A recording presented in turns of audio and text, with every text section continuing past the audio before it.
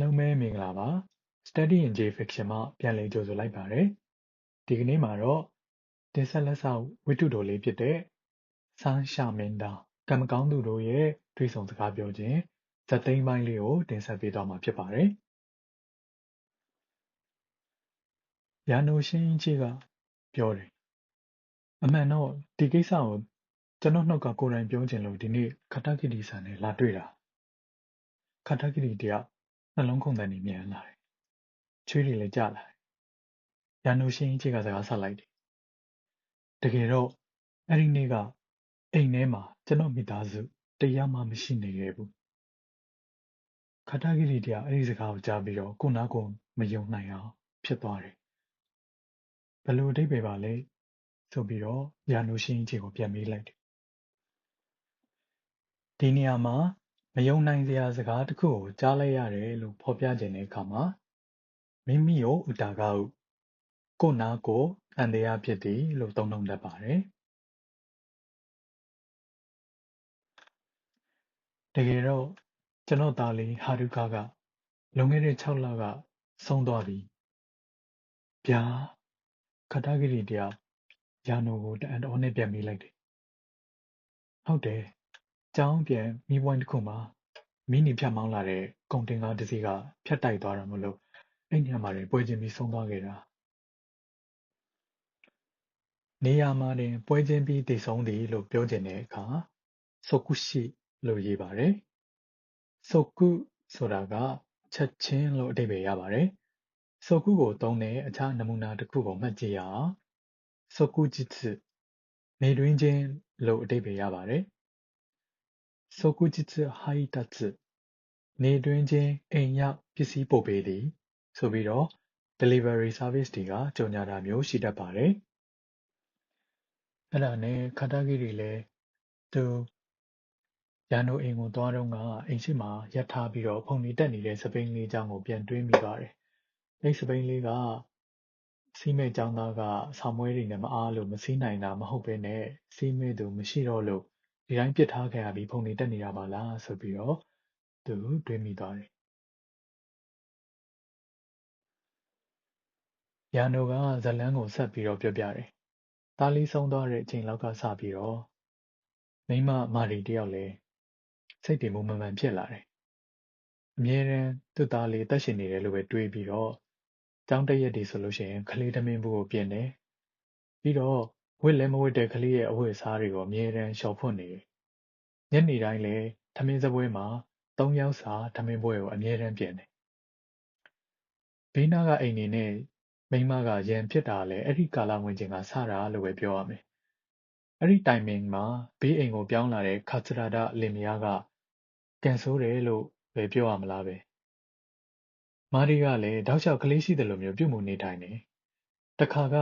ကလေးစာကြည့်နေလို့ခါစရာဒတို့အိမ်ကိုဆူဆူညံညံလောက်တာတွေတတိထားဖို့ဆိုပြီးတော့သွားပြောတာမျိုးတောင်ရှိခဲ့ဘူးတယ်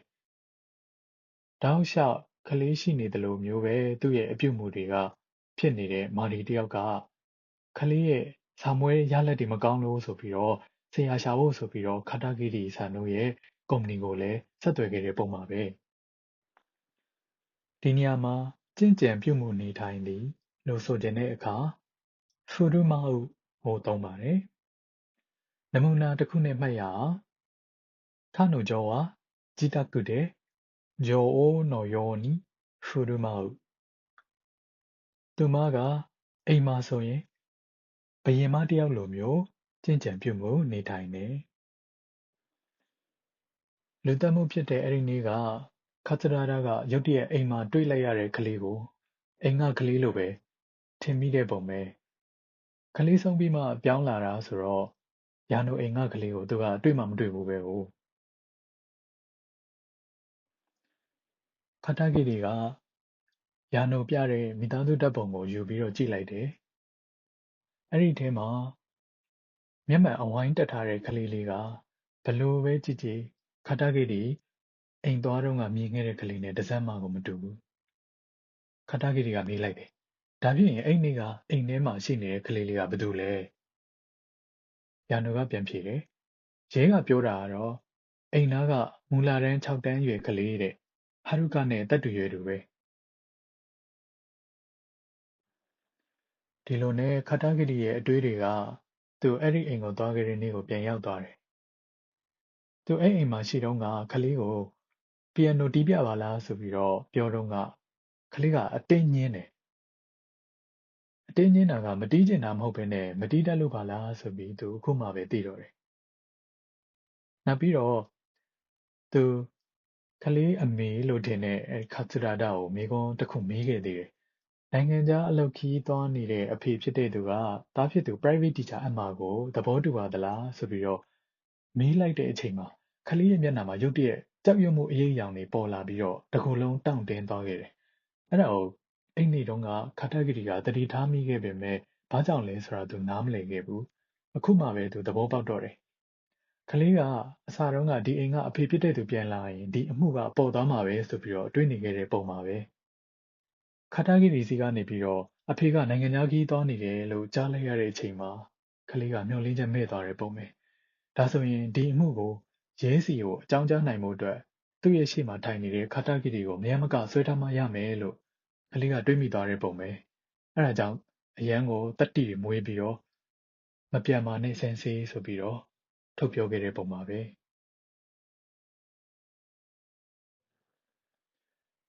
ရန်နိုကစကားဆက်ပြောတယ်အဲ့ကလေးလေးကလူမရှိတဲ့အိမ်တွေဖောက်ပြီးပစ္စည်းခိုးနေကြသူလို့ရဲတွေကပြောတယ်ဒီနေရာမှာပြစ်မှုကျူးလွန်နေကြသူကိုဂျိုးရှူးဟန်လို့သုံးပါတယ်ဂျိုးရှူးကအကျင့်ဖြစ်သည်ဆွဲနေသည်လို့အဓိပ္ပာယ်ရပြီးတော့မကောင်းတဲ့အဓိပ္ပာယ်နဲ့သုံးခြင်းဖြစ်ပါတယ်ဥပမာချီကိုကူနိုဂျိုးရှူးဟန်ဆိုလို့ရှိရင်